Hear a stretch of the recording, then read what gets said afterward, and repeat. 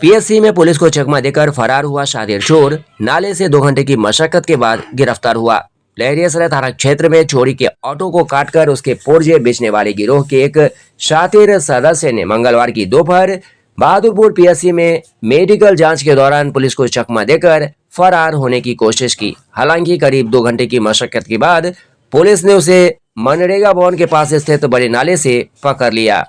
बताया जाता है कि लहरियासराय थाना की पुलिस के आवेदन पर सोमवार को भिगो मोहल्ला में नोटिस तामिला के लिए पुलिस गई थी। इसी दौरान शाम करीब 5 बजे सूचना मिली कि भिगो रोड स्थित एक सरकारी स्कूल के पीछे खाली मैदान में 2 युवक ऑटो रिक्शा को काट रहे हैं। सूचना मिलते ही पुलिस मौके पर पहुंची तो दोनों युवक भागने लगे, लेकिन पीछा कर उन्हें पकड़ लिया गया।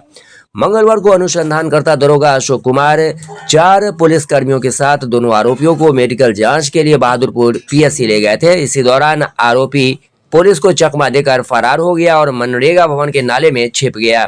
सूचना मिलते ही थानाध्यक्ष मौके पर पहुंचकर करीब 2 घंटे की मशक्कत के बाद नाले से आरोपी को बाहर निकाला गया। इसके बाद आरोपी को पुनः इलाज के लिए पीएससी ले जाया गया, जहां से बेहतर इलाज के लिए डीएमसीएच रेफर कर दिया गया। इलाज के बाद उसे न्यायिक हिरासत में भेज दिया गया है। इधर सदर एसडीपीओ 1 राजीव कुमार ने बताया कि दोनों आरोपियों को जेल भेजने से पहले मेडिकल जांच के लिए ले जाया गया था।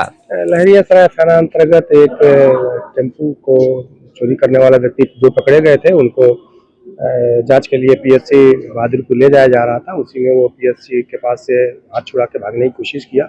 उसी क्रम में एक नाले में छुपना चाहा, फिर भी उसको पकड़ लिया गया और नाले से बाहर निकाल के उसका मेडिकल टेस्ट करा दिया गया। स्वस्थ है, उसे न्यायिक हिरासत में भेजा जा रहा है।